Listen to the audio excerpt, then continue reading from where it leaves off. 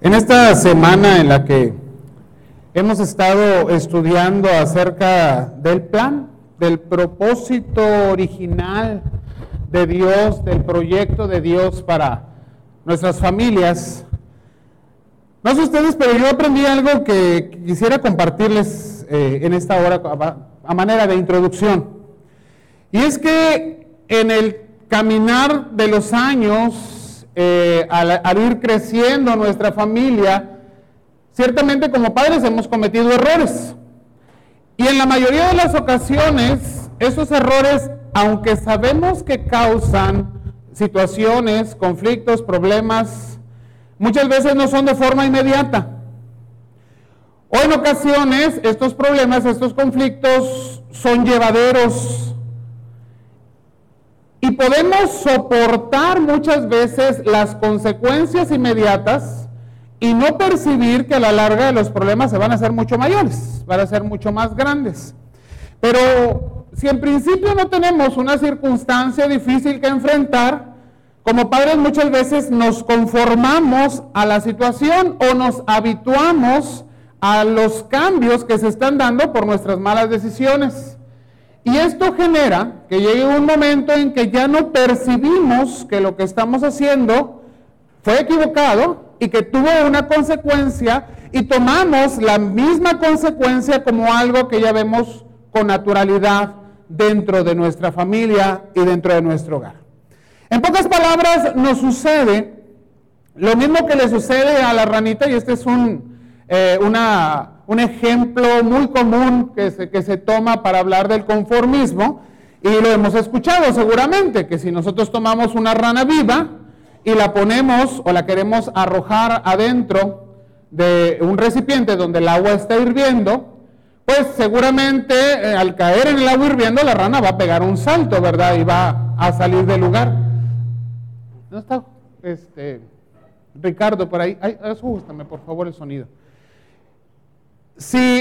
Pero si tomamos esta rana viva y la colocamos en un recipiente que esté el agua fresca o que esté el agua apenas tibia, y colocamos el recipiente sobre la estufa y le prendemos al fuego, pues la rana va acostumbrándose al cambio de temperatura, de tal modo que el agua puede llegar a hervir y obviamente arriba de 40, 50 grados la rana se va a morir.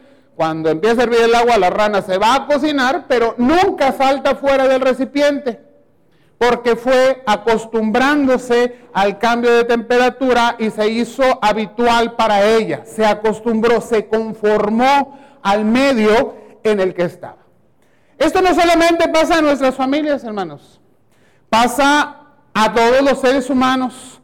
Cuando no percibimos que la situación se está poniendo difícil, que estamos tomando decisiones equivocadas, que las situaciones van a tener consecuencias, o simplemente empezamos a permitir pequeños deslices de la voluntad de Dios que conocemos y que hemos aprendido en su palabra, y nos vamos habituando a que esos pequeños deslices o deslizamientos sean ya parte de nuestra vida, va a llegar el momento en que la temperatura del agua va a ser tal que va a causar un daño permanente a nuestra vida, pero fue tan gradual el cambio que ni siquiera nos dimos cuenta porque nos acostumbramos.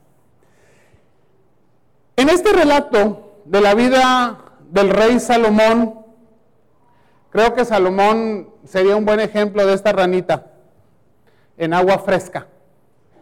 Y el Señor le concedió a Salomón un inicio que quisiéramos todos, ¿verdad? Pídeme lo que tú quieras, que yo te daré. Yo recuerdo que cuando era niño y a mí me narraban en la escuela dominical esta historia, y lo digo con todo respeto a mis maestras, que muchas de ellas aquí están, yo lo primero que me imaginaba era la historia de la lámpara maravillosa. Eso era lo que venía a mi mente, Aladino. ¿Por qué? Porque no encontraba en la realidad de nuestra vida un ejemplo práctico de que alguien pudiera acercarse a un ser humano y decirle, pide lo que tú quieras y yo te lo voy a conceder. Me sonaba al genio de la lámpara maravillosa. Pero nuestro Dios es el Todopoderoso, para el cual nada es imposible, y quien es el único que puede hacer esta pregunta, esta expresión, esta aseveración a cualquiera de nosotros. El Señor puede conceder nuestros deseos, ciertamente, si esa es su voluntad. El Señor puede hacer milagros, como los hizo ayer, hoy en día, sí, bajo su voluntad. Había un varón allá en Piedras Negras que después, gracias a Dios, se acercó al Señor y hoy está ya en su presencia. Pero en aquel tiempo era difícil. Era de los que me recibía como pastor de la iglesia en Piedras Negras porque medio le caía bien, pero yo sé que había pastores a los que no recibía y no permitía que se le hablara de la palabra. Y él decía que Dios no cumplía caprichos y no enderezaba jorobados. Y yo le decía, mi Dios sí cumple caprichos y me los ha cumplido muchas veces. Y claro que endereza jorobados, porque tiene el poder para hacerlo. Ese es el Dios en el que creemos, ese es el Dios en el que confiamos, y ese es el Dios que se acercó a Salomón y le dijo, pídeme lo que tú quieras, que yo te lo voy a conceder. Claro, detrás de esto vemos un Salomón con una vida de adoración a Dios. Vemos un Salomón que va con miles de reses y seguramente otros animales delante de Dios al lugar alto y ofrece todos esos sacrificios. Yo no sé si para Salomón fue una decepción, porque cuando Dios se le aparece a él, la Biblia le dice muy claro, fue en sueños. Y le dijo Salomón, pídeme lo que quieras, yo te lo voy a conceder. Y conocemos la respuesta de Salomón. Ya que me has puesto al frente de tu pueblo para que yo lo gobierne, y yo soy demasiado joven para poder dirigir a este pueblo, dame entendimiento, dame conocimiento, que nosotros lo hemos traducido como sabiduría, para poder guiar a este pueblo por tus caminos. Y el Señor le dijo, sí.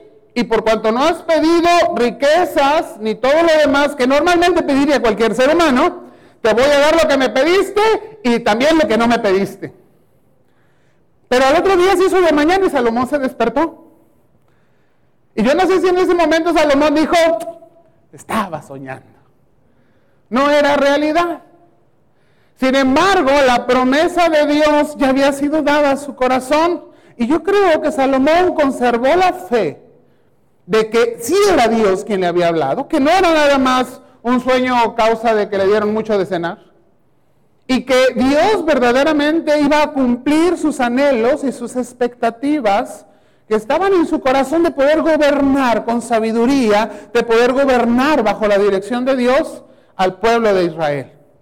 Salomón, claro, tuvo que regresar a su palacio y seguir gobernando y empezar a darse cuenta, seguramente con los hechos cotidianos, con las decisiones, con los problemas, con todo lo que se iba a presentar al ir gobernando al pueblo, que Dios había cambiado su pensamiento y que Dios había puesto sabiduría como él antes no la tenía.